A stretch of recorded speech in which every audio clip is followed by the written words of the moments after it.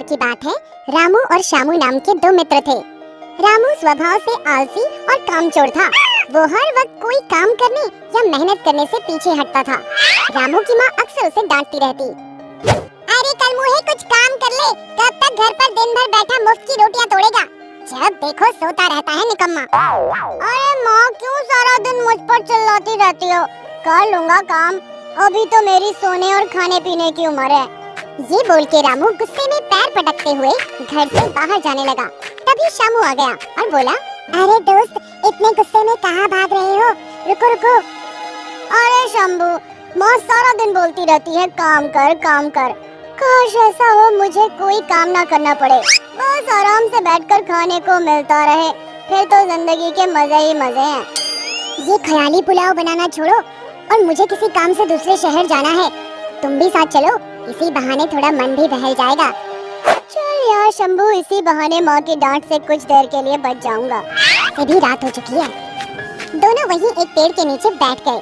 रामू की नजर पेड़ की टहनी पर कुछ चमकती हुई चीज पर पड़ी।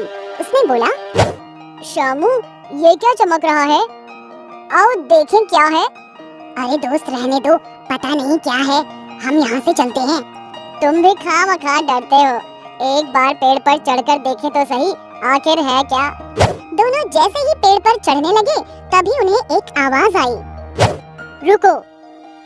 एक महात्मा जो वहीं नजदीक विश्राम कर रहे थे, उन्होंने दोनों को रोका और बोला, ये रोशनी उस जादुई घर से आ रही है जो उस पेड़ के पीछे बना है। रामू ने जब पेड़ की ओर देखा तो हैरान हो गया। जादुई घर? अब ये क्या है और इसमें इतनी रोशनी क्यों है? इस घर की एक खासियत है, इसमें रहने वाले व्यक्ति को कोई भी काम नहीं करना पड़ता और ना ही कोई मेहनत करनी पड़ती है। बस आराम से बैठकर खाओ और सो जाओ। इस घर में अपने आप सब कुछ उपस्थित हो जाता है और वो भी बिना परिश्रम के। रामू की आंखों में एक चमक सी दौड़ गई और वो बोला, सच में महाराज जी, इस घर में रहने वाले व्यक्ति को कोई मेहनत का काम नहीं करना पड़ता?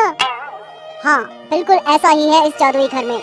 रामू ने मन ही मन सोचा, काश इस घर में रहने को मिल जाए, फिर तो आराम की ही जिंदगी गुजरे, ना कोई मेहनत करनी पड़े और ना रोज रोज माँ के ताने सुनने को मिले। रामू महात्मा जी से बोला, महात्मा जी, अगर मुझे इस घर में रहने को मिल जाए तो आपकी बड़ी कृपा होगी। हाँ, रह सकते हो, पर इसके लिए तुम्हें एक बात याद रखनी होगी। यदि तुमने एक बार इस जादुई घर में प्रवेश कर लिया तो फिर मेरे बुलाए बिना तुम कभी बाहर नहीं आ सकते। अब रामू सोचने लगा कि मुझे तो बस मेहनत करने से बचना है। ऐसे आलीशान जादुई घर को छोड़कर कौन आना चाहेगा जहाँ सब कुछ अपने आप मिल जाता है। दोस्त, ये तुम क्या सोच रहे हो? चलो चलते हैं यहाँ से, देर हो रही है।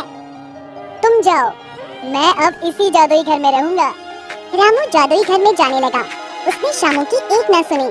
श्यामू क्या करता, वहाँ से मायूस होकर चला गया। चमकते जादुई घर को देखकर रामू दंग रह गया। जैसे ही उसने घर के भीतर प्रवेश किया, घर का दरवाजा बंद हो गया। रामू बहुत खुश था। उसने सोचा, बहुत थक गया हूँ, अब कुछ खाने को मंगवाता हूँ। मुझे भूख लगी है, कुछ खाने को दो। ढेर सारे पकवान रामू के सामने लग गए। रामू इतने ढेर सारे पकवान देखकर खुशी से चिल्लाया, इतने सारे पकवान और वो भी बैठे बैठे, अब आएगा ना जिंदगी का मजा। भोजन करने के पश्चात रामू ने सोचा, थोड़ी देर सो जाता हूँ, बहुत नींद आ रही है। रामू सो गया। कुछ देर बाद वो सोकर उठा और फिर कुछ खाने के लिए मंगवाने लगा। फिर उसके आगे ढेर सारे पकवान आ गए। कुछ दिनों तक ऐसे ही चलता रहा। रामू जो मांगता, जादुई घर में उसे वही खाने को मिल जाता। अब धीरे धीरे रामू ऊबने लगा, क्योंकि उसके पास खाने और सोने के अलावा कुछ करने को था ही नहीं। उसी एक घर में खाओ और सो जाओ।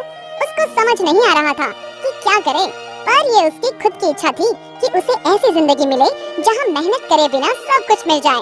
पर कब तक आप बिना हाथ पैर हिलाए, बिना पसीना बहाए, कोई काम किए बिना बैठकर खा सकते हो? रामू जोर जोर से चिल्लाने लगा, महात्मा जी, मुझे इस घर में नहीं रहना, मुझे यहाँ से बाहर जाना है। मैं मेहनत करके कमा कर खा लूंगा, पर यहाँ तो मैं पागल हो जाऊंगा। माँ, मेरा मित्र शंभू कोई भी नहीं है, मुझे उनके साथ ही रहना है। महात्मा जी, मुझे वापस भेज दो मुझे महात्मा जी। चिल्लाते हुए अचानक से रामू को आवाज आई, अरे निकट्ठू, उठ जा, सूरज सर पर चढ़ाया है, कोई काम ढूंढ ले। अपने मित्र शंभू से कुछ सीख ले, वो कितनी मेहनत करता है। रामू टपक से उठा और घबराया हुआ बोला, माँ तुम, मैं जादुई घर से बाहर आ गया या फिर कोई सपना देख रहा था।